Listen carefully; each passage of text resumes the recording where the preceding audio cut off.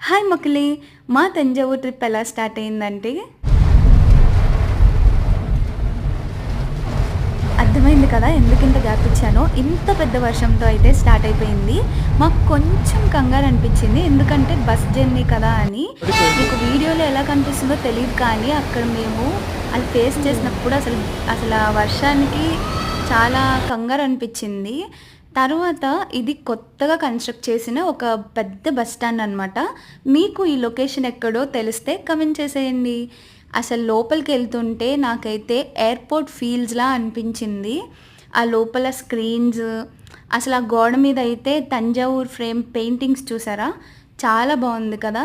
And అలా లోపలికి నడుచుకుంటూ వెళ్తే ఫుడ్ స్టాల్స్ ఉన్నాయి. Tea stall, coffee stall and sitting కూడా చాలా బావుంది ఏరియా. ఇది యాక్చువల్ బస్ స్టాండ్ అనమాట.